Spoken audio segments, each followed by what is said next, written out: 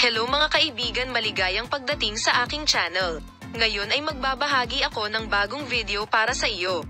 Bago tayo tumuloy sa ating video, huwag kalimutang i-like ang aking video, suportahan tayo at mag-subscribe sa ating channel. Ngayon ay magtrabaho na tayo. Si Tugba Büyüküstün, isa sa pinakamamahal na artista ng Turkey, ay naging sentro ng atensyon ng media at mga tagahanga kamakailan. Ang TV partner ng sikat na aktor na si Engin Akyurek ay yumanig sa mundo ng magazine sa kanyang surprise statement.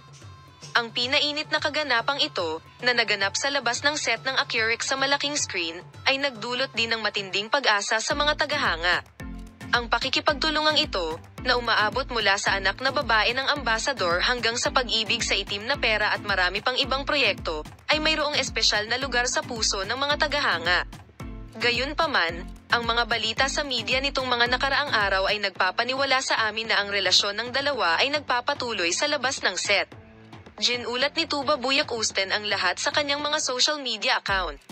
Ibinahagi ng sikat na aktres ang isang larawang kinuha niya kasama si Engin Akyurek at nagdagdag lamang ng isang heart emoji sa simpleng ngunit makapangyarihang post na ito, na nakatanggap ng libo-libong likes at komento, at hindi nagtagal ay naging isa sa mga trending na paksa sa mga social network.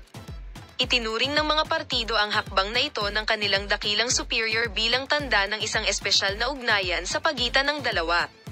Gayunpaman, isinasaalang-alang din ng mundo ng mga magazine ang sorpresang anunsyo na ito mula sa ibang pananaw.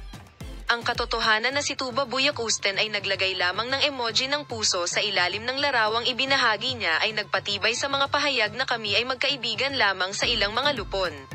Nabatid din na pareho silang sumusuporta sa isa't isa sa mga nakaraang proyekto, na nagpapatibay sa thesis na nagpapatuloy lamang ang kanilang pagtutulungan at pagkakaibigan. Bilang karagdagan sa mainit na agenda ng social media, ang mga pahayag ni Tugba Büyüküstün sa press ay nakakuha ng malaking atensyon.